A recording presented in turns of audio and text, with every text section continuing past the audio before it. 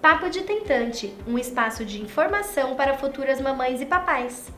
Obrigada por ouvir o nosso podcast. Ele é um oferecimento do Ceferp, Centro de Fertilidade de Ribeirão Preto. Siga o Ceferp nas redes sociais e no YouTube. Envie sua dúvida, comentário e relato para o e-mail papodetentante@ceferp.com.br. O conteúdo desse podcast é meramente informativo e não substitui uma consulta com um médico especialista. Oi pessoal, esse é o Papo de Tentante. Hoje um episódio um pouquinho diferente. A gente tá até tomando um café porque é válido que a gente vai conversar sobre a vida e sobre a embriologia, né? Então, antes de mais nada, eu queria convidar vocês para se apresentarem. Legal. Primeiro. Então, meu nome é Thaís, eu tenho 31 anos, sou embriologista no Ceferp há 1 ano e comecei na área da reprodução em 2018. Meu nome é Marcelo, tenho 36 anos, praticamente só fiz embriologia até hoje, estou desde 2005 na área. Bom, eu vou me apresentar, mas acho que vocês já sabem. Eu sou a doutora Camila, sou médica no Ceferp desde 2018. E o objetivo da gente estar aqui junto é porque, gente, agora em julho, dia 25, é o dia do embriologista, né? E aí nada mais justo do que a gente trazer as pessoas, alguns, porque o laboratório não pode parar, sempre tem gente lá, né? Mas não dá pra trazer todo mundo, então tem que revezar. A gente vai revezando. Pode ficar lá. Não é, o berçário tem que ser supervisionado, tem muitas coisas que acontecem, a gente até tava falando sobre isso, né? Tem muitas coisas que acontecem e que ninguém tem noção, né? Que envolve um trabalho enorme pra chegar na formação dos embriões, né? Então a gente quis conversar um pouquinho, né? Chamar vocês pra gente falar sobre a embriologia, porque no dia 25 de julho, né, é o dia do embriologista, pelo nascimento do primeiro bebê, né, da Louise Brown. Então, aí agora temos uma data, né? Eu não sei desde quando que tem essa data, não sei se é recente, se dos últimos anos, mas é bom que a gente tenha uma data para comemorar, né? Que é, não só por ser minha profissão, mas realmente é bem importante, né? É uma função fundamental para a fertilização in vitro. E, historicamente, eu não sei como surgiu, né? Assim, a ideia de ser nesse dia, né? De ser nesse dia exatamente, de quem teve. Mas o embriologista, ele, não tão longe assim, não era só biólogo ou biomédico ou enfermeiro, tinha farmacêutico, médico, veterinário, tem vários ainda hoje em dia, mas hoje em dia está cada vez mais realmente com cara mais de profissão. Então uma data para profissão também deixa isso mais caracterizado. Eu até não sei como é na veterinária, mas é muito interessante, a gente às vezes atende pacientes que trabalham com isso na veterinária, né, e eles contando como é que é o processamento, tem bastante coisa que é parecida, bastante coisa diferente. Eu não sei se existe, mas acho que existe especialista de embriologia para veterinária, né, Davi? Boa pergunta, eu não sei se tem, eu trabalhei na faculdade, mas eu não sei se ele é chamado também de embriologista. Entendi. Se tem o mesmo nome, porque a gente fala que é embriologista clínico, né, no nosso caso. Entendi. Mas tem muita gente da área que vai também para a área de reprodução humana. Da minha pós-graduação mesmo, muita gente foi para a área de reprodução animal também.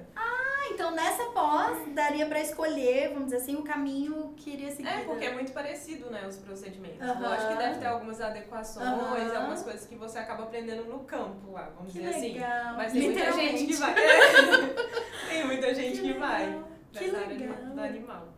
Bom, e aí o objetivo era da gente conversar para saber, conhecer um pouquinho mais um pouco dos embriologistas do Ceferp, né? Então eu queria te perguntar, tá, em primeiro lugar, assim, por que você escolheu a embriologia, né? O que te fez ter o sonho de ser embriologista? Então, eu fiz biomedicina, né? Me formei em biomedicina e quando eu entrei na área, era também uma área muito nova, então não tinha muito conhecimento, eu fiquei para prestar o vestibular assim, e aí, para que eu vou fazer? Então eu comecei a ler um pouco sobre as profissões e eu sempre gostei mais da área de biológicas. E aí, lendo a respeito da biomedicina, eu vi que a reprodução era uma das especializações, né? Das áreas de atuações. Então eu peguei e falei assim, é uma área interessante, mas não sabia assim, muita coisa, né? Sabia bem por alto. E aí eu falei assim, vou fazer biomedicina por conta da reprodução. Você já escolheu a biomedicina pensando que daria para trabalhar com reprodução. Com reprodução. Que legal. Já entrei na faculdade com esse objetivo. Que legal. E aí eu lembro que eu entrei e não tinha essa matéria na grade curricular. Então eu fiquei assim, gente, mas eu entrei pra isso, né? Tinha embriologia, né? Aí eu fiz a matéria, né? A disciplina de embriologia e eu fiquei encantada. Aí eu falei, não, acho que estou no caminho, é isso mesmo. E aí, quando eu tava já para formar, né, para formar na graduação, eles colocaram na grade curricular. Nossa! Eu tava para ir pro último período. Aí eu falei assim, a gente tinha feito um estágio, né, curricular em análises clínicas, nada a ver, já não tinha me simpatizado muito com a área, mas eu falei assim, vou puxar essa matéria, vou incluir ela na grade para eu ter um pouquinho mais de contato, né? E aí eu fiz isso no último período, fazendo TCC, aquela correria. Meu, gente, é amor pela embriologia desde sempre, né? Porque eu falei, não, eu vou fazer. Eu fiz a matéria, fiz à noite, outro turno, porque o meu turno era à tarde, e fui. Mas aí eu falei assim, não, agora é isso. Meu TCC já estava sendo também na área de reprodução, já estava falando sobre infertilidade. E aí quando você entrou nessa matéria, você teve a certeza que era isso mesmo, é isso né? mesmo. Agora, realmente eu sei, né, no final já da trilha ali da graduação, que eu tava no caminho certo. Gente, é que vocês não estão vendo, mas o olhinho tá brilhando, né? É muito legal. Eu acho demais isso, assim, porque hoje em dia tem esse conhecimento realmente da profissão. Então, quem entra em biologia ou biomedicina muitas vezes já está direcionado mesmo. Não é meu sonho. A gente recebe na clínica muitos currículos, né, do pessoal. Às vezes no primeiro ano, acabou de entrar, eu quero seguir essa carreira. Eu falei, caramba, tão cedo assim. Você já está de olho já na embriologia, já sabe já como é que funciona, eu tenho uma ideia. Eu não tive isso, assim, já tinham...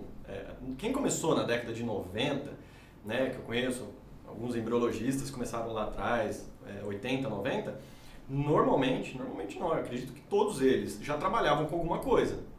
Então, tinha gente que trabalhava em qualquer área, né, um veterinário estava lá na veterinária, não necessariamente dentro de um laboratório de fertilização in vitro.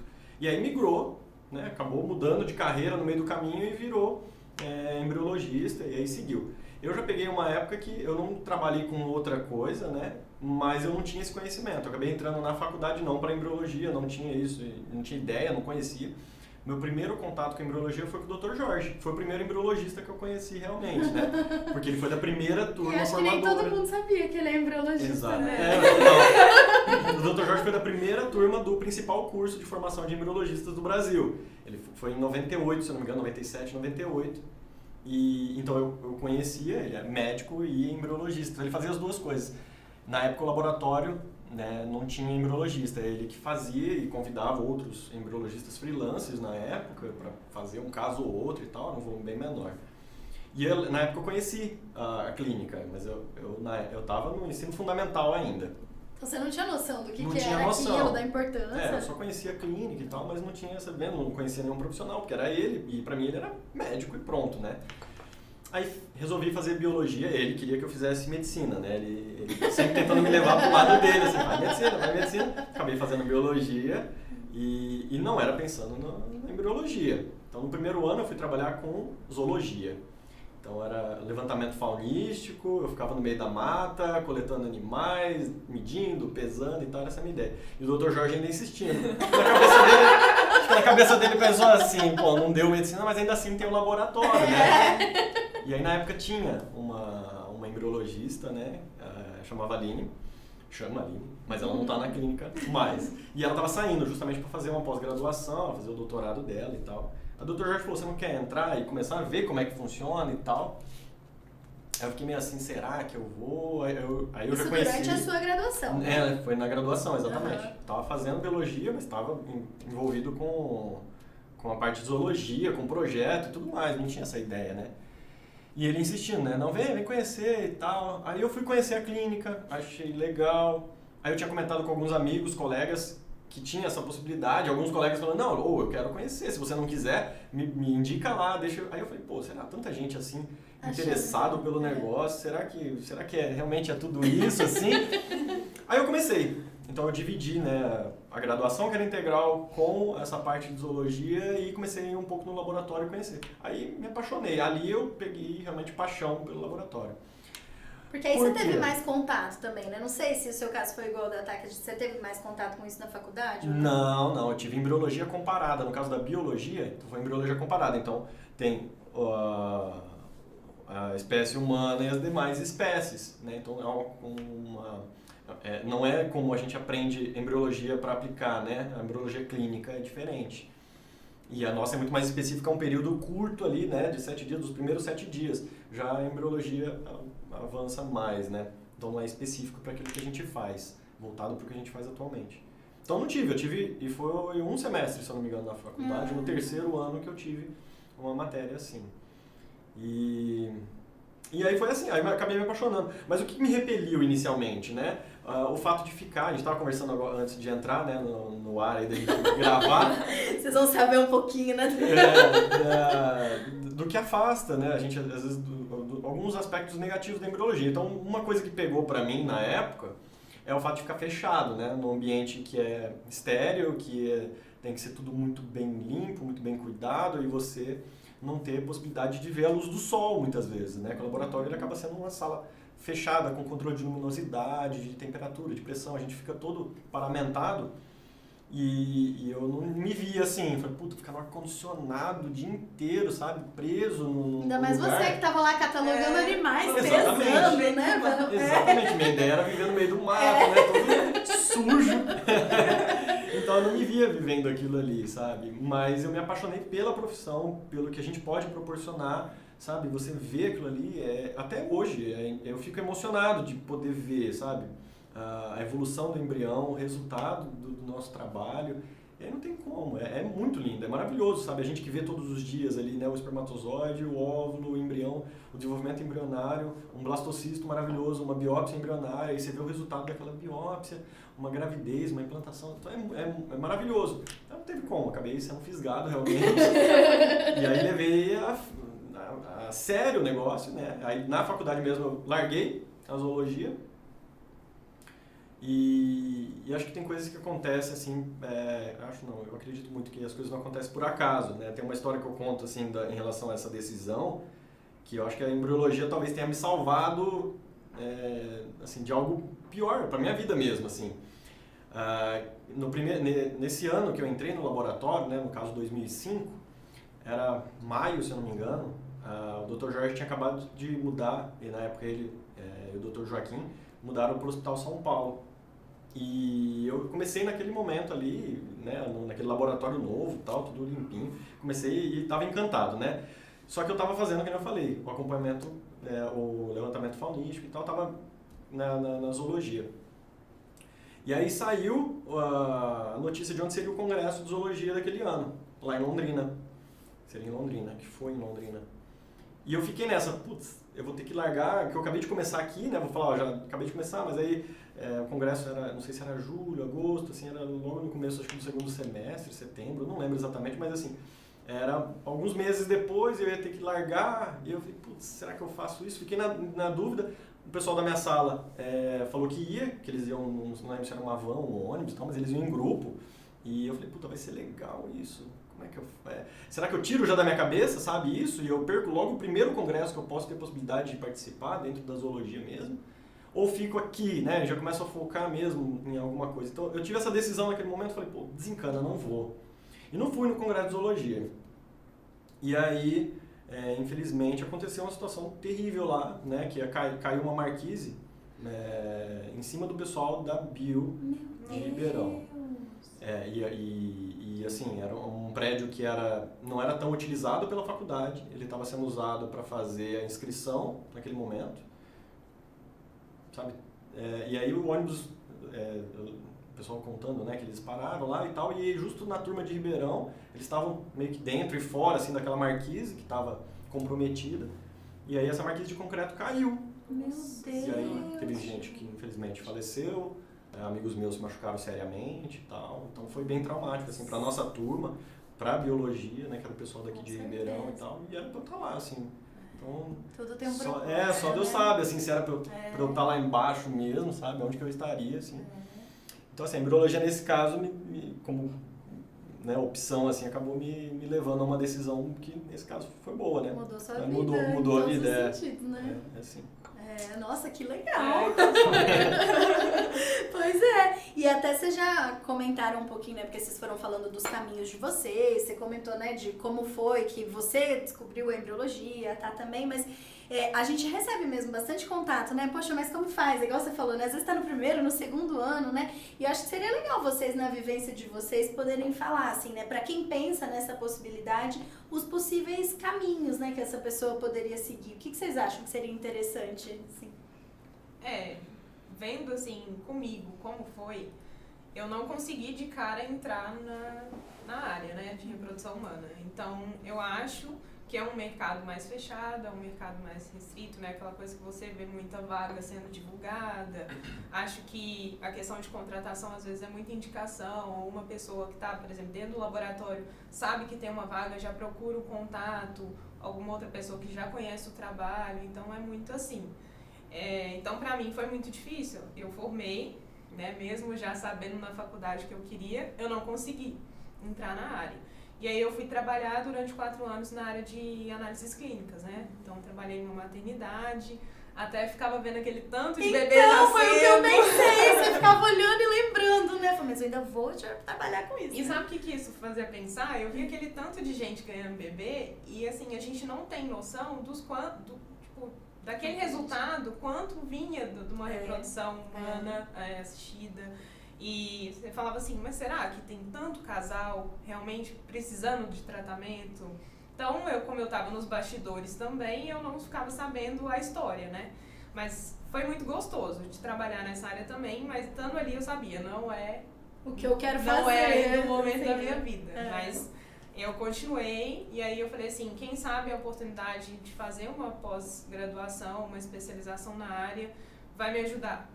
Então eu fiz durante mesmo o meu trabalho de análises clínicas, eu fiz a especialização em São Paulo, morava em Belo Horizonte. Puxado então, também, né? Ficava Nossa, nessa viagem, vinda de plantão e ter que ir pra São Paulo, ficar 4 dias lá. Então foi uma batalhazinha assim aquele ano, que valeu super a pena.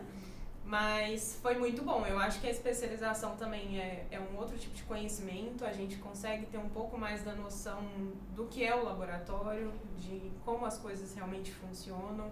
Porque mesmo eu tendo aquela base, né, aquele inicinho de conhecimento na graduação, na especialização que eu consegui imaginar um pouco mais, porque eu acho que ainda não dá para ter a certeza do que realmente é o dia a dia de um embriologista, sabe? Até o fato de que vai ficar sem maquiagem, fechada. A gente tava até brincando, né? Que ela tá toda aqui linda, plena, né? Não sabe como é no dia a dia. Tá sempre linda, só não pode estar maquiada.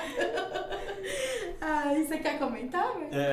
Então, lá, como eu falei, né? Quem começou na embriologia lá atrás nem tinha cursos de especialização, né? Mas hoje é fundamental, acho que é o primeiro caminho, né? Não tem jeito de fugir. De você poder ter a formação básica, entre aspas, né? Você já aprender e você já poder se dispor ao mercado tendo uma capacitação mínima. No meu caso não foi assim, né? Acabou sendo por indicação também, como muitos outros que vieram antes de mim, né? Numa época que realmente o curso não era o principal necessário. Mas uma coisa que me ajudou muito e acho que é o caminho talvez mais fácil de você conseguir realmente começar numa clínica, é conhecer pessoas. Então, se você não tem já alguma pessoa, no meu caso, que eu agradeço e vou agradecer depois da minha vida, né, o caso ao Dr. Jorge por ter me colocado, por ter me oferecido essa possibilidade, né, esse privilégio de trabalhar na área, mas você tentar achar o caminho, você conhecer pessoas que trabalham na área, então fazer cursos, né? Então, participar de congressos, eu conheço alguns que fazem isso, talvez não seja tão comum, mas mesmo você não tendo uma especialização, se for o caso, ir num congresso, tentar se conectar com aqueles embriologistas, fazer um pré-congresso, um workshop. E foi assim que eu comecei a conhecer pessoas, né? É assim que eu comecei a me conectar com outros profissionais, ser bom de relacionamento. Então, ter essa troca, né, com essas pessoas e entrar nos grupos. Então, hoje tem, né, também a possibilidade das mídias sociais, de grupos, tem Facebook, tem WhatsApp. Então, você começar a entrar nessas comunidades para você se dispor. E ralar muito, né? Porque tem que primeiro ter muito conhecimento, né? Estudar bastante. E aí a prática vai vir com o tempo mesmo, que é o principal. É um trabalho que é muito artesanal, né, ainda. Ele depende muito realmente do operador, da habilidade manual. Então, isso vem com o tempo. Então, tem uma curva de aprendizado importante, por isso que muitas clínicas, inclusive, acabam pegando profissionais que já são capacitados previamente, para que já venham com uma bagagem já de não necessariamente de conhecimento, mas sim de habilidade, né, de técnica, e poder tocar o negócio, o laboratório, o mais rápido possível. Mas é um mercado muito limitado, isso é importante colocar. São poucas clínicas no Brasil, a gente está falando de em torno de 200 clínicas, a maior parte delas tem 1, 2 embriologistas, então são poucos profissionais. E tem muitos que estão formando atualmente, então é realmente um mercado muito competitivo. Antes da pessoa buscar o caminho, ela tentar entender um pouco mais de como funciona a profissão, que é o que a Thais falou. Às vezes o desejo ele é maior porque realmente é muito bonito, né? É muito legal, traz um certo prestígio também, né? Trabalhar na área, mas tem os seus pontos negativos, obviamente, que não vem ao caso, mas eu me coloco à disposição. Eu gosto, sabe, quando as pessoas procuram, né, que vão, tem alguns que insistem mais, tem pessoas que só mandam currículo e tá tudo bem, nem tenho condições de ficar atendendo todo mundo, mas dependendo da situação, eu até converso com algumas pessoas, né, alguns ali alunos até, pessoas que estão tentando entrar no mercado, para poder já logo tacar o real, sabe, falar realmente o que é embriologia, e ver se a pessoa tem uma certa resistência para entrar nisso, sabe? Assim, como toda profissão. Mas a embriologia, ela é muito intensa, ela requer que seja muito intenso, né? A dedicação, a disponibilidade, então tem seus pontos positivos, e eu não largo por nada, assim como a medicina também, né? Que é médico, não consegue desvincular a profissão da parte pessoal, a embriologia também, você não consegue desvincular a parte pessoal da profissão, está muito ligado, né? E outras, né, que a gente está falando agora há pouco, né, da área médica, né, da área da saúde. Então requer uma dedicação importante. E então eu acabo transmitindo isso para algumas pessoas também. Aí um dia a gente pode gravar talvez e falar, né, realmente dos prós e contras da embriologia, talvez fazer um podcast legal. que eu acho que não é o tema principal que falar, orientar negativamente, né, porque tem, mas é linda, é uma profissão maravilhosa. Mas vamos, você já está convidada a voltar agora. Voltaremos, então. E assim, muitas coisas mudaram, né? Vários ramos são assim, mas acho que a medicina, a embriologia, a medicina reprodutiva principalmente, vem avançando bastante e muito rápido, né? Se a gente for ver, porque pensar que o primeiro bebê de FIV, que foi a Louise Brown, tem pouco mais de 40 anos, e olha quanta coisa, quantos milhões de bebês já nasceram, né? Então, não sei, eu queria que vocês pensassem assim pra gente conversar, o que vocês acham que foram, né, grandes avanços, né, desde o começo da embriologia, o que você vê como um dos principais avanços, né? Eu acho que nesse ponto o Marcelo consegue comparar um pouquinho melhor do que eu. Acho que ele tá te chamando de velho só um pouquinho. Tempo de experiência. Sou mais experiente. Não, mas a gente consegue ver sim. Porque até mesmo estudando a gente vê como é que tudo começou e comparando com o que a gente tem hoje de técnica, de material, de tudo, assim, dentro do laboratório, muita coisa avançou. Né? Não dá nem para citar assim, uma parte só. Acho que em vários sentidos, tanto para a infertilidade masculina quanto para a feminina e acho que, no geral, a gente teve bastante avanço, né? A gente tem análise genética de embrião, que hoje a gente faz, né? A gente consegue detectar se o embrião tem alguma alteração cromossômica. A gente tem o avanço também das incubadoras, que é o forninho, né? Enquanto não vai pro forninho mamãe. A gente que é médico chama o forninho endométrio, nada mais justo vocês chamarem as incubadoras. A gente tem o nosso lá também. Então teve também bastante avanço quanto a isso, né? A gente tem uma incubadora que é a chamada Time Lapse, que a gente consegue acompanhar o desenvolvimento embrionário completo, sem ter a necessidade de estar tirando o embrião de dentro da incubadora, né? Para sofrer alterações. E fazer uma análise no microscópio. Então, tem muita coisa avançando. Eu acho que a gente nem deve sonhar com o que está por vir, né? Porque hoje, quando a gente pensa no hoje, a gente já vê tanta coisa que mudou. Então, em tão pouco tempo.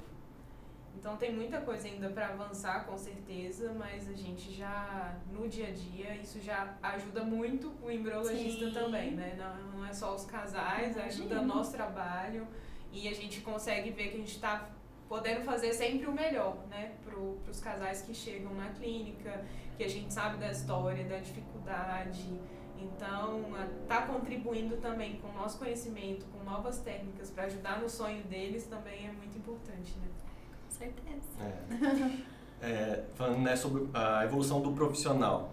Então, seria você falando da minha idade, né, e tal, mas seria mais interessante, talvez, como eu falei, trazer o Dr. Jorge por tempo de experiência e ter visto um pouco mais essa evolução. Como eu falei, imagina, hoje é impossível você ter um médico embriologista, não dá para competir as duas. E quando eu entrei, era o embriologista. Hoje já tem embriologista júnior, pleno, sênior, o controle de qualidade. Então, a evolução eu vejo assim na forma de trabalho, né, nessa especialização dentro da própria profissão. Então você tem um embriologista que cuida disso, outro que cuida daquilo outro, tal. Você vê que os laboratórios estão se estruturando dessa forma. O próprio controle de qualidade, como evoluiu, né, absurdamente de lá para cá. E aí a gente vê isso no laboratório também. Assim como não tinha o embriologista, e surgiu, né, agora nós temos essa data, inclusive do profissional, não tinha não só o embriologista, mas não tinha o laboratório. A primeira fertilização, no caso da Louise Brown, se eu não me engano, no caso dela, inclusive, a incubadora estava dentro do centro cirúrgico, o microscópio estava dentro do centro cirúrgico. Então, escolheu o óvulo, fez a fertilização ali, né, e botou na incubadora dentro do centro cirúrgico. Não tinha o local laboratório. Foi surgir depois. E quando eu entrei, o laboratório não era maior do que essa sala. A gente está numa sala relativamente pequena aqui. O laboratório era praticamente metade disso. E não tinha laboratório de criopreservação, por exemplo, que era o local onde a gente bota os botijões. O laboratório de sêmen, pelo menos na clínica, ainda é assim, né, no caso, junto com a de FIV, hoje a gente tem laboratório de FIV, então tem uma evolução muito grande no próprio ambiente laboratorial, o controle de qualidade do ar, né, então os equipamentos de limpeza, né, do ar, de purificação do ar, evoluíram absurdamente.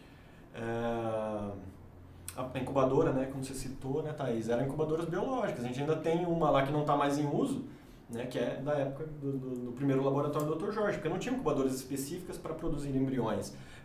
Eram equipamentos adaptados da biologia celular. Então, equipamentos de cultivo de células comum, né, e você botava o embrião lá dentro e foi evoluindo. No meio de cultivo também, era cultivo de células.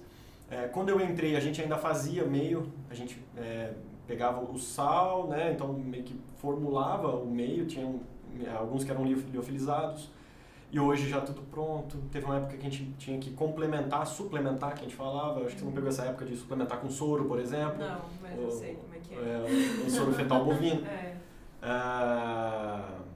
E aí hoje já vem pronto, né, para o uso, e o meio para D3, o meio para D5, hoje a gente já consegue cultivar blasto. Então, evoluiu muita coisa. O congelamento lento, como a gente fazia, o resultado que tinha, né, o jeito que a gente armazenava. A gente já usava na época também palhetas que eram utilizadas para outras coisas. Hoje já tem palhetas específicas, caríssimas, né, para aquilo. O material testado, embriotestado, a gente utilizava placas, material descartável que era usado para cultivo celular, em geral. Então, todas as placas nossas não tinham o selo lá embriotestado. Tem muita gente que ainda usa esse tipo de material, né? Mas a gente acaba testando, usando aqueles que são embriotestados, já passaram por um teste prévio com embriões, né? Para que tenha esse cuidado especial com esse tipo de manipulação. Então, muita coisa mudou, né? De lá para cá. E é o que você falou, parece que é um período tão curto, né? Se a gente for ver, né? Análise genética, conhecimento que se teve assim, dos últimos anos, quando se falava do PGTA, de usar como a gente usa hoje, né, de rotina. Nossa, tanta gente que bateu nisso, putz, não vai virar, não vai fazer biópsia desse jeito. Como é que vai fazer biópsia de rotina? E a gente faz, praticamente, tem todo dia biópsia embrionária. Agora com a biópsia não invasiva, né, que também é pegar onde o embrião está desenvolvendo, tirar o meio ali, analisar esse meio, que também pode surgir, pode ser utilizado em larga escala. Sim. Então tem muita coisa que eu acho que ainda vai acontecer e a gente não sabe. Porque as taxas não são ainda o que poderiam ser, né? A gente ainda fica frustrado muito, porque a gente tenta sempre fazer o nosso melhor, usar tudo que há de disponível, né, para que a gente possa ter o resultado, mesmo que seja um pouquinho a mais, e a gente faz isso, mas ainda assim não chega a passar de 50%. Então, a pessoa entra para ganhar ou para perder, né? Então, eu vou conseguir engravidar ou não vou conseguir engravidar, pensando numa primeira vez. E isso acaba sendo frustrante, né, de certa forma. Mas se a gente for comparar anos atrás, a gente já tem uma evolução muito maior. Muito Ela fala de grande, 20%, passar para 40%, é uma evolução muito grande. Mas eu espero sim, espero ver ainda quando a gente conseguir chegar e talvez a uns 80%, seria maravilhoso, não sei Nossa, se a gente consegue, mas espero que sim. Com certeza. E acho que legal, você foi falando dos termos, assim, a gente tá mais habituado, mas eu tenho certeza que tem muita gente que tá ouvindo a gente pensando, nossa, mas o que é isso, né? Meio de cultivo, precisa preparar tudo isso, precisa de placa disso, precisa daquilo, porque envolve tanta coisa por trás, né? Não é tão simples, às vezes gera a sensação de que é, entre aspas, né? Só você ir lá pegar o ovo, porque às vezes até a gente explica assim na consulta, né? Pega o óvulo, pega o espermatozoide, junto, forma o embrião, transfere, mas envolve muita coisa, né? E eu acho que seria legal a gente, pra passar esse lado, né, de como é ser embriologista, né? O que é um dia na vida do embriologista, né? O que vocês fazem durante o dia? Porque é um mundo que todo mundo adora conhecer, né? Então, como você descreveria um dia na vida de embriologista, tá? Nossa, é difícil. Olha, o embriologista pode ter até a agenda do dia, mas ela nunca vai sair de acordo com o que tá na agenda. Então, às vezes a gente chega lá e fala, não, hoje acho que vai ser um dia tranquilo, tem tantas coletas, tantos descongelamentos para transferência, do nada... É outro dia. Aquele dia, né, Marcelo, passa a ser totalmente diferente. Então a gente brinca que é uma caixinha de surpresa, o dia do laboratório. Tem muita variância.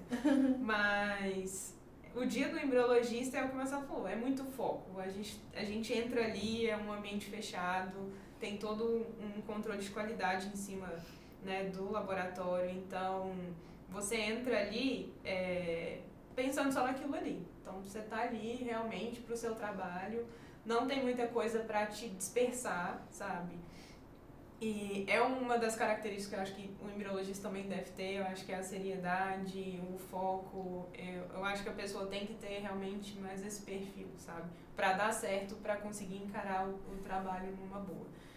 Mas o dia do embriologista, ele parece ser uma rotina, porque... Mas não é. Você tem as atividades, os procedimentos que vão ser comuns ali todos os dias. Mas depende, né? Então, a gente faz descongelamento, a gente faz a coleta dos óvulos. Depois das coletas dos óvulos, não é somente pegar o óvulo, tem outros procedimentos, né? A gente tem que dar, vamos dizer assim, uma limpeza naqueles óvulos. Então, tem que avaliar se o óvulo ele é maduro, se ele não é. Nem todos os óvulos que foram obtidos na punção vão ser utilizados para injeção. Então, tem toda uma avaliação. Tem o preparo, né, do sêmen, ele pode ser congelado. Então, a gente faz o descongelamento. Aí, a gente prepara aquele sêmen para a gente conseguir captar aqueles melhores espermatozoides, né, que são questão de motilidade, morfologia. Então, é uma avaliação bem específica. Para todos os procedimentos, acho que a gente tem que ter uma avaliação bem criteriosa, sabe? Porque isso vai impactar bastante no nosso resultado. O controle de qualidade é fundamental, né? Então, o ambiente que a gente trabalha tem que estar sempre bem limpo, bem organizado. Uso de EPIs, né? Luva, touca, a própria roupa que a gente veste, não pode usar perfume, não pode usar desodorante, não pode nada. A gente tem que estar ali bem limpo, né, vamos dizer assim, para ter todo o cuidado e para não impactar realmente no nosso resultado. Então a gente faz o preparo do sêmen, aí a gente descongela os embriões, aqueles que já foram congelados ou em D3 ou em D5, que vão ser transferidos, então requer um tempo também, né? Tem todo um protocolo, tem o protocolo de descongelamento, tem o protocolo de vitrificação, fora identificação de materiais, né? Então isso é uma coisa que é fundamental. A gente tem aquela dupla checagem na identificação do material, tanto né? A gente prepara o material um dia antes, então a gente tem todas as informações do casal que a gente tem que estar transferindo para os nossos materiais e com segurança. Então isso é o que a gente faz muito lá na clínica. Então uma pessoa recebeu a solicitação médica, sabe como é que vai ser o caso daquele paciente, a outra pessoa vai fazer uma checagem de tudo aquilo que foi pedido. Então sempre todos os procedimentos vai ter uma dupla checagem. Então o foco, como eu disse, não pode ser perdido, porque a todo momento a gente tem que estar checando aquilo que a gente está fazendo. É um procedimento feito de cada vez, né? Nunca se faz mais de um. Então, o Marcelo citou atenção, é por conta disso. Você tem que estar bem focado no que você está exercendo ali e para não ter problemas, né? Então, é todo um cuidado até chegar o momento da injeção, né, que é um momento, tipo, acho que é o momento mais mágico que tem dentro do laboratório, pelo menos pra mim, que parece que ali, pelo menos eu sento ali, na hora que eu vou injetar, e eu penso, mesmo eu não sabendo da história que você, por exemplo, sabe, Doc, tipo, do casal sentado na sua frente, te contando por que eles estão ali, da luta, às vezes são casais que já vieram de outras clínicas, já tiveram outros, né, impactos negativos, assim, então... a gente não sabe muitas vezes desse lado, mas só de estar ali, de estar precisando da gente, a gente sabe da importância, da nossa importância, né, de como que a gente vai lidar com cada caso. E às vezes ali dentro a gente sabe da dificuldade, às vezes a gente pega um sêmen muito ruim, uma qualidade ossária muito péssima e a gente fica assim, não vai dar certo, vamos lá, só tem esse, às vezes só tem um óvulo, só, sabe? Então, é aquele momento que você senta ali no micromanipulador, no microscópio e você fala assim, gente, eu tô ajudando um casal a realizar um sonho. Então, ali, tipo, é muito mágico, porque ali é o inicinho, né, vamos dizer assim. Depois ele vai para a incubadora, vai ficar ali por uns dias para desenvolver. A gente vai acompanhando isso também, porque a gente faz as avaliações, né, embrionárias. Então, mas ali, para mim, é o start, sabe? Tipo, é o momento mágico pra mim, é aquele ali. Eu lembro uma vez a gente fazendo uma live, eu e o Marcelo, e ele fazendo esse mesmo comentário, a gente tá ali selecionando os espermatozoides, e na hora que eu pego o espermatozoide, eu vou injetar e eu penso, poxa, aqui tá podendo começar a formar o embrião, o bebê de alguém, né? E tá nas minhas mãos, né? Aquela sensação.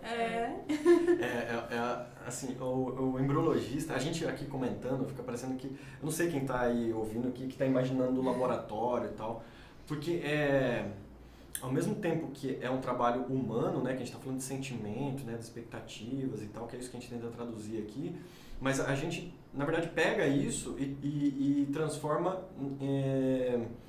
essa expectativa, né, de cuidado, de carinho, de uma forma que no laboratório a gente tem que executar, tem que fazer com seriedade. Então o laboratório ele não é um ambiente de... tudo bem, gente, que legal, de comunicação, de festa, de bebezinho, embriãozinho, tudo bem. Não é, sabe? É um negócio realmente muito... A gente lida com muita seriedade, é o melhor que a gente pode fazer dentro do laboratório. Então, a gente aqui, às vezes, se expressando, se comunicando e tal, não é o nosso perfil do embriologista normal, porque o nosso dia a dia é ficar ali focado, né? Trabalhando. Então, né? A Thaís pode dizer melhor, que acompanha hoje, todos os dias, né, o laboratório.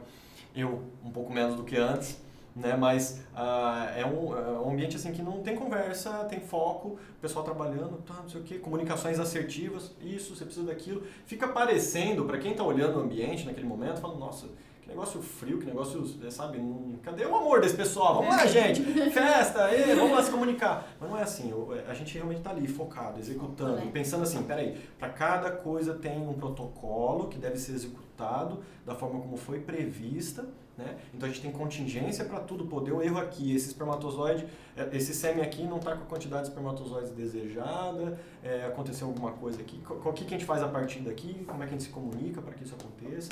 E o time, quanto mais pessoas, né, e mais especialização, cada um com a sua descrição correta, executando do jeito que foi proposto e treinado para aquilo. Então é bonito de ver o negócio acontecendo, sabe? Mas ainda assim, atrás de cada um que está ali executando, que está ali fazendo a sua atividade, desde estar limpando ali um espaço, né, o que o outro está trabalhando, né, tirando um lixo, o outro que está injetando, mas todo mundo ali dentro sempre tem esse sentimento. Eu vou fazer da melhor forma, porque o meu trabalho aqui vai trazer um resultado, né? Por mais que a gente às vezes seja mecânico nesse sentido, a gente por trás tentar fazer mais. Porque a gente pode fazer de outra forma, só que a gente acaba escolhendo sempre se dedicar um pouco mais. Peraí, se eu fizer isso aqui um pouquinho mais... Esse é o sentimento que eu acho que é o mais interessante do embriologia, do bom embriologista, sabe? que mais que eu posso fazer, sabe? Aí buscar realmente literatura, o conhecimento e tentar aplicar internamente, fazer seus testes. Então é isso. O laboratório ele pode ser mais ou menos, ou ele pode ser de excelência. E depende realmente do embriologista nesse sentido, sabe? O espaço, não adianta nada o espaço, não adianta nada só o espaço, não adianta nada só o melhor material, mas a mão de obra e essa dedicação, né? Que é o que a gente está falando aqui. Porque se for para cumprir horário, uma hora ou outra você não vai fazer o seu melhor. Se for só para, eu vou chegar e vou sair, eu vou fazer, não deu errado, ó, bicho, deu errado, não vai dar para fazer mais nada, né? Então a gente sempre se esforça para tentar achar realmente aquele... não tem espermatozoide, vamos caçar um pouco mais, vamos olhar um pouquinho mais, vamos pesquisar, vamos tentar discutir proposta para a gente poder realmente viabilizar aquele tratamento. E é isso, a gente não fala com pessoas normalmente, né, com os pais, né, dos bebês, mas a gente está ali se dedicando e olhando realmente pro resultado, né, que é o sucesso do tratamento. Mas na área da saúde como um todo, a gente estava comentando sobre isso antes, né, assim, é uma área que exige muito, né, muita dedicação, a gente falou, final de semana, feriado e tudo mais, né, mas que também exige essa responsabilidade, né, acho que principalmente na nossa área da reprodução, né, de falar, poxa, o que eu posso fazer do meu melhor, né, porque, como você comentou, as taxas de sucesso não são o que a gente gostaria, mas então a gente quer ter sempre a sensação de que a gente está fazendo o melhor naquelas condições, para que quando as condições melhorarem a gente possa fazer mais, né. Sim. E assim, você até comentou, puxa, tem alguns casos que são desafiadores, às vezes uma amostra de espermatozoides, ou então questão de qualidade de óvulo, né? E tem algum caso que você acha que seja assim mais marcante, ou que você se lembre pra comentar com a gente, tá? Nossa, teve vários, na verdade. Se você não tiver, eu tenho um, porque olha, nesse eu tirei meu chapéu pra vocês e eu fiquei impressionada. Eu quero saber.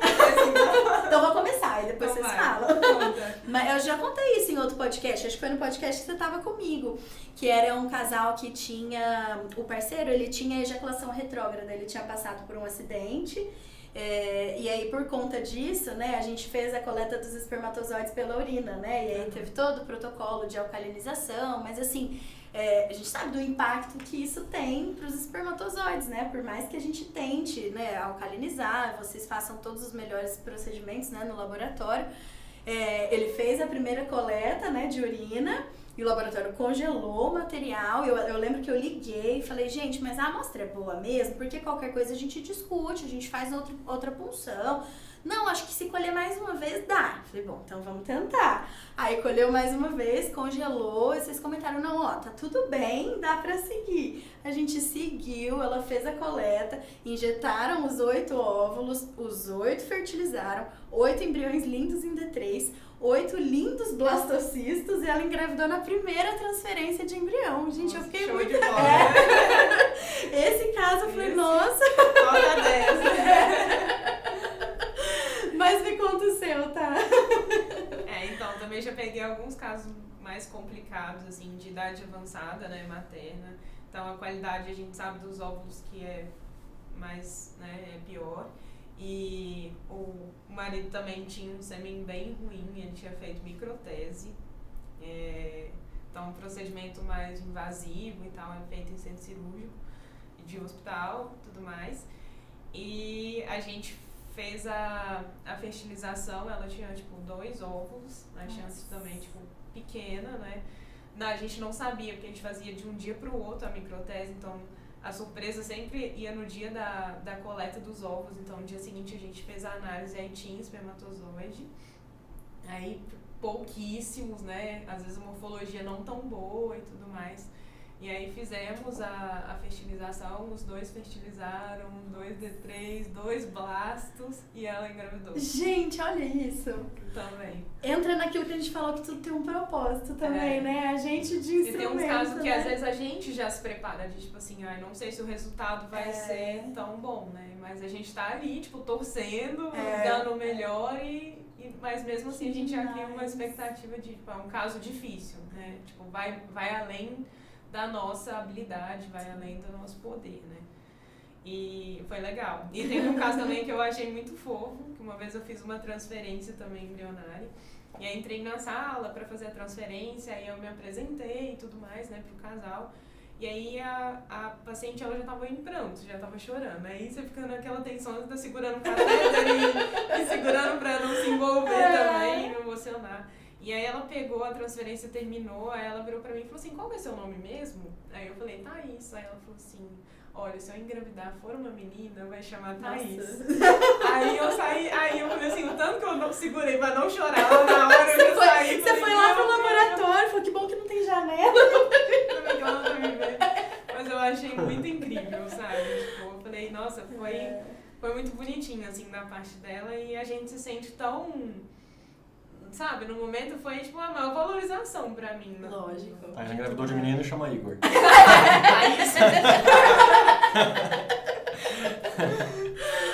Mas é muito gostoso também a gente receber esse parecer, sabe, do paciente, do casal. Hoje, por estar aqui também, é muito legal, né, a gente receber esse reconhecimento de um setor que é tão misterioso, vamos dizer assim, né? A gente tá nos bastidores, muita gente realmente não sabe como é a rotina, não sabe como é que acontecem os procedimentos. E isso é gostoso de receber, sabe? Eu tenho alguns casos, mas eu não vou falar de um caso específico, eu vou falar de um momento específico. A gente tá falando do embriologista e eu lembrei do momento quando eu comecei realmente a tocar o laboratório sozinho. E a gente estava falando dessa questão de responsabilidade, né? De se preparar para isso, da dedicação e tal. E eu vinha de um acompanhamento, né? Com quem fazia os procedimentos na época pra gente, que dava esse suporte e que me deu, e até hoje, né? Uma referência para mim, que é a doutora Cristina, do HC. Ela vinha fazendo os casos e tal, e eu deixava o laboratório preparado, assim, né? Então, recém-formado, estava ali cru, mas assim, vinha de treinando, né? Treinando. Então, sentava no microscópio, ficava imobilizando o espermatozoide que não ia ser utilizado, né? Para o tratamento de espermograma e tal, então ficava lá imobilizando, para ganhar mão, porque quem está em casa, se quiser depois dar uma pesquisada, a gente não tem imagens aqui, eu gosto de mostrar, mas o microscópio que a gente utiliza, ele tem micromanipuladores. Então são joysticks, é igual um videogame assim, então você trabalha os 3 eixos, né? Então ele vai para frente, para trás, para cima, para baixo, e você consegue fazer isso dependendo de onde você mexe com mais precisão, menor precisão e tal. E tem que ser intuitivo para ser eficiente. É igual começar a dirigir um carro, né? No começo você dirige lentamente, porque você está ali se situando, né? E depois fica automático, você acaba tendo mais habilidade. Não é diferente. Então eu fiquei ali treinando bastante ao longo desse tempo todo, né? Desde que eu entrei eu já fui pegando, prestando atenção nos casos de exceção, tipo, o que acontece, o que eu tenho que fazer em caso de... Como eu falei, não tinha manuais naquela época também, né? Nada que pudesse dar uma orientação, então era a prática que dizia o que a gente tinha que fazer. E cuidando muito bem do laboratório, né? Do controle de qualidade, da limpeza, do material, deixando tudo redondinho, tudo bem controlado, assim, para não ter nada que pudesse permitir qualquer falha. E aí eu fui ganhando confiança nesse sentido e chegou um determinado momento que aí o Dr. Jorge sentou, né, ele e o Dr. Joaquim, falou, você consegue, você está pronto para começar a injetar? Ali eu falei assim, tô pronto, mesmo dentro eu tava morrendo de medo, né, porque, não, beleza, tô pronto para começar assim. Eu já estava injetando alguns, né, aqui tem todo um processo de aprendizado ali, mas assim, sozinho você consegue? Não, beleza, então tá. Então começa. E aí era mais ou menos novembro, né, daquele primeiro ano, se não me engano era 2008. E na época a clínica tinha a Lourdinha, né, que está com o Dr. Jorge há mais de 30 anos, que é patrimônio, e que é um amor de pessoa. Beijo, Lourdinha. Aí tinha uma outra secretária na época, que se não me engano era a Simone, o Dr. Jorge e o Dr. Joaquim, então os 2 médicos e eu no laboratório, então a equipe enxuta, né, comparado com 30 pessoas que tem hoje na clínica. E aí eu, daquele jeito, né, conversando com a Lourdinha especialmente, nossa, tô com medo e tal, mas me preparando, sabe, mentalmente, todo focado, deixando o laboratório redondo. Aí eu comecei a fazer as fertilizações ali de novembro. Não lembro agora exatamente quantas eu fiz, mas foram algumas ali, mas poucas. Hoje a gente faz, acho que em um dia a gente faz mais do que a gente fazia num mês naquela época. E aí eu, sozinho, né, colhendo óvulo, preparando o laboratório. Então dentro dessa rotina que a Thaís falou, por cima, assim, né, do que a gente faz. Então, documentação, checagem da documentação, preparo do material, a compra, né, do material correto, armazenagem, rastreabilidade desse material, preparo do laboratório, limpeza, aferição dos equipamentos. Então tava tudo redondo, sabe?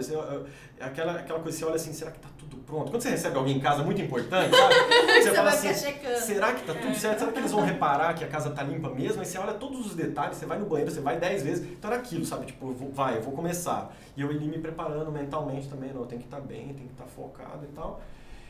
E entrei nessa, falei, não, beleza, vamos lá, e aí vamos começar. E aí eu fiz um caso, colhei o óvulo, aquela coisa, aquela tensão, seleciona, tal, injeta, vai, transfere. Na época a gente transferia muito a fresco, a gente não fazia tanto congelamento quanto hoje.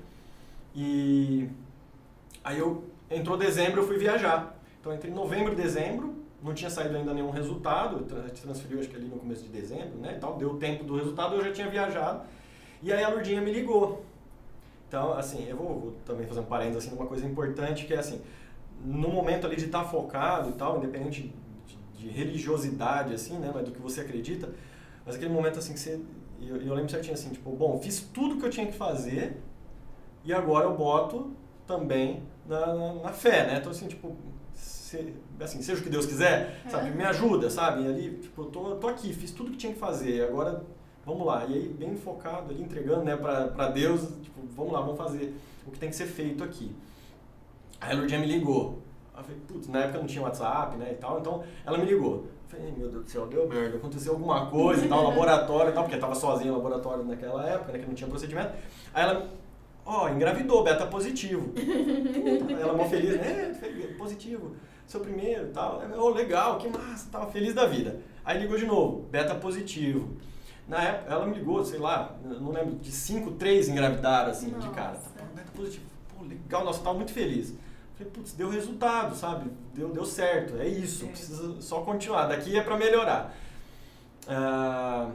É pra continuar, né? Pra seguir na carreira. Vai dar certo, né? Ganhei confiança. Aí passou mais um tempo, que era o tempo do ultrassom, ela me ligou de novo. Tava lá, ligou. Ô, Lurdinha, Gêmeos! Caramba, gêmeos! Aí depois, trigêmeos, foi uma sequência, assim, durante o tempo de gêmeos e trigêmeos que vieram. Então não foi só sucesso, foi um mega sucesso, assim, deu super certo. E então, foi mais um sinal que era pra você tocar, que era pra você tocar, dava conta, que dava né? conta, exatamente. E aí eu falei, não, é isso mesmo, tem que ser.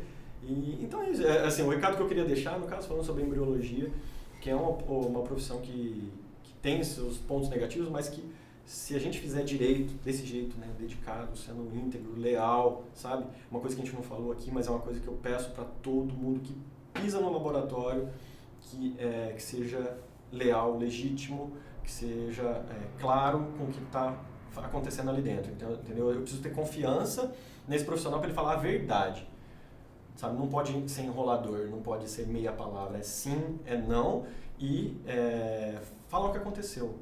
Deu algum pepino, precisa estar ciente, transmitir isso com clareza para todo mundo que está envolvido com os profissionais, né? A gente obviamente se protege para que não aconteça, e graças a Deus não acontece, mas eu tenho que ter essa segurança, né? O paciente tem que ter essa segurança, porque como eu falei, a taxa não é 100%. Então, se você tiver má fé, Sim. você pode usar isso contra, né, o paciente e tal, e não é o que a gente pode ou deve fazer. Então é isso, assim, se tiver bem boa dedicação, se você se constituir certinho da informação, aprender, né, e tá bem capacitado, treinar bastante, né, sentar lá e tiver focado naquilo ali, levar aquilo com responsabilidade, vai dar frutos, vai dar resultado, isso vai ser visto e aí você vai ser sucesso, daí pra crescer profissionalmente. Bom, e aí a gente estava falando, né, agora que a gente está caminhando para o fim, eu achei super legal, você comentou da história, né, da paciente que ia dar o seu nome pro neném, né, e realmente, assim, às vezes a gente que já não vê o embriãozinho direto no microscópio, mas acompanhou o casal, na hora que vê aquele bebê tem a sensação de realização, eu imagino para vocês verem, né, aquele era uma vez um embriãozinho, né, que a gente vê a fotinho, aquele bebê maravilhoso, né, então, eu queria convidar vocês pra gente poder encerrar, né, para vocês dizerem o que é ser embriologista para você, qual é a sensação de ver o embriãozinho, ele não era uma vez um embriãozinho? Então, eu acho que pra mim, ser embriologista é realizar sonhos, sabe? A gente sabe a importância do embriologista no resultado final, né, do bebê em casa. O próprio Era Uma Vez é dos momentos que a gente fica aguardando ali, né, do momento do ultrassom, que a gente consegue ver ouvir, né, o batimento do coraçãozinho, que a paciente vai e a gente entrega, né, para ela. Então só ali a gente já fica esperando aquele resultado, sabe? A gente transfere, faz a transferência do embrião e já fica ali aguardando a notícia para ver se deu certo. Como é que tá, né? Tipo, a expectativa, a gente também cria muita expectativa, né? Às vezes a paciente não sabe disso, mas a gente faz, a gente às vezes grava um nome, de olhar o resultado da fulana, do beta da fulana sai hoje. Então a gente, entre nós embriologistas, a gente tem essa conversa também, de ver a foto, às vezes, né, quando nasce, a mãe manda a foto pra gente, então a gente consegue ver. Então esse é o momento que eu falei que é muito gostoso, né, dessa valorização. Às vezes nem é só o falar da paciente, mas é a gente poder ver o bebê. Tem vezes, né, que eles vão na clínica para mostrar e pra gente ter aquele contato. É muito delicioso. É magnífico de ver. Eu sou bem realizado profissionalmente, eu não tenho o que falar. Graças a Deus eu sigo a embriologia, me foi apresentado e eu sou muito realizado. É realização, sabe? Eu não me veria hoje pensando em outra profissão, fazendo outra coisa.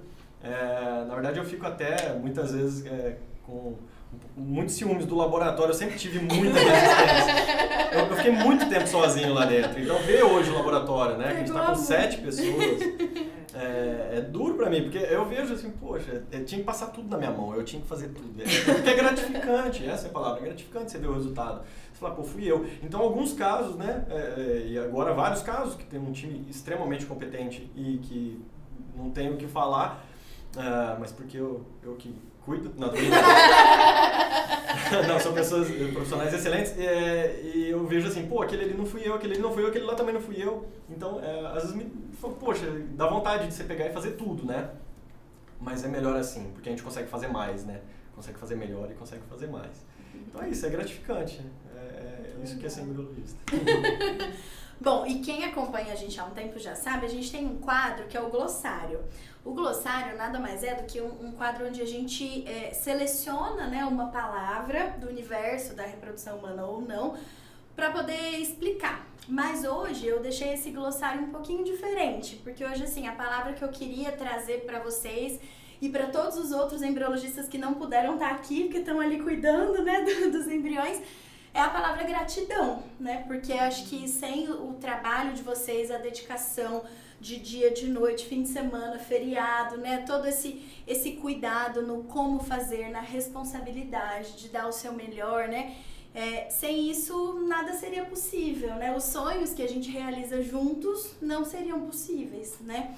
E aí, eu queria trazer algumas pessoas, né? Eu queria trazer aqui para vocês umas imagens para expressar essa gratidão.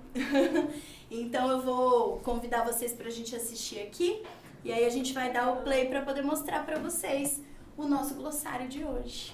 Gostaria de agradecer imensamente a equipe Cefep, em especial um agradecimento para a equipe dos embriologistas que com tanto carinho e dedicação exercem brilhantemente o trabalho, trazendo à tona a vida, né? Então, a profissão de vocês realmente é muito linda. Eu, como profissional da área da saúde, só tenho admiração pelo trabalho de vocês e gratidão imensa pelo fato de poder vocês terem contribuído de uma forma significativa na realização do meu maior sonho, juntamente com o do meu esposo.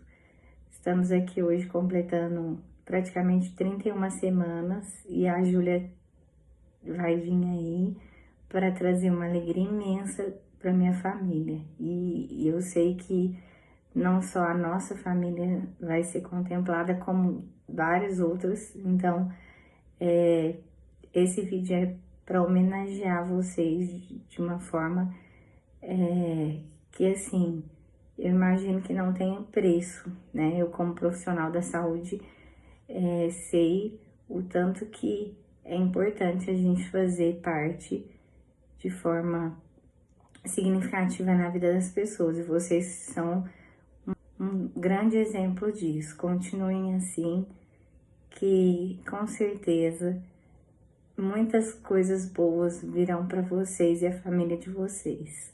Muita gratidão mesmo. Obrigada, equipe. Cefep, vocês são brilhantes. Parabéns aos embriologistas do Cefep. Graças a vocês, o nosso sonho se realizou.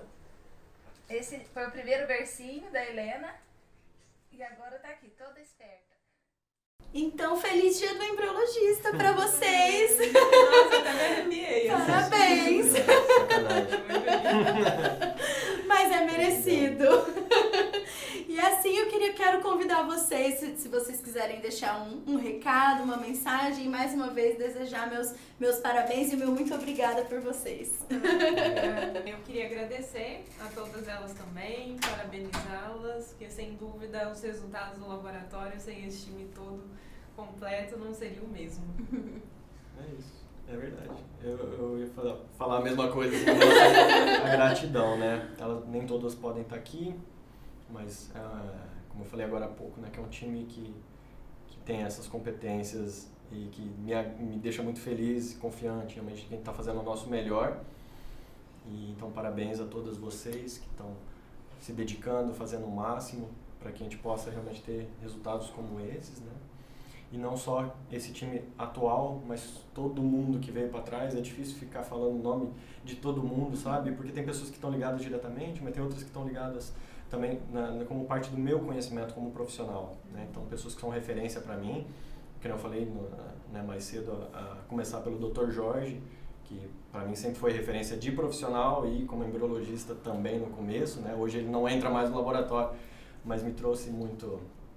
Eu sou muito grato a ele, a oportunidade que me foi dada, ao conhecimento, como referência profissional. E todos os outros embriologistas que vieram e me trouxeram conhecimento, que eu falei da doutora Cristina, Anitta, que eu falei, é injusto às vezes ficar falando o nome de todo mundo, mas todo mundo que me ajudou nessa jornada até aqui, né, que foi cada um trazendo um pouquinho do seu conhecimento, da sua tutoria ali, a gente vai agregando. Eu trabalhei com melhoramento genético também, então doutora Fernanda lá atrás, então assim, é muita gente e outros embriologistas que também passaram pelo laboratório assim, em fases complicadas, inclusive, assim, de muito trabalho, muita dedicação. A Aline, né, Aline Bonfim, a Dayana Pedroso, então, que vieram também de uma força muito grande e que também são parte importante do resultado que a gente tem, de ajudar essas famílias. É isso, quem estiver disposto a seguir a carreira, eu só tenho a recomendar realmente isso, porque faz valer a nossa vida, sabe? Acho que é como eu falei, isso que é assim, um pouquinho a mais que você faz, sabe? Um esforço que você dá ali, você faz diferença na vida de uma pessoa, e naquela pessoa você... pode a pessoa não saber que foi você. Sim. Mas a gente é responsável por isso, e aquela gravidez vai mudar a vida daquela família, daquela criança que não viria ao mundo. Então é isso. Muito lindo! E com esse clima de gratidão, a gente encerra o podcast. Agradeço muito vocês pela presença, pela disponibilidade. E você vai voltar mais vezes. Tchau, gente. Até o próximo.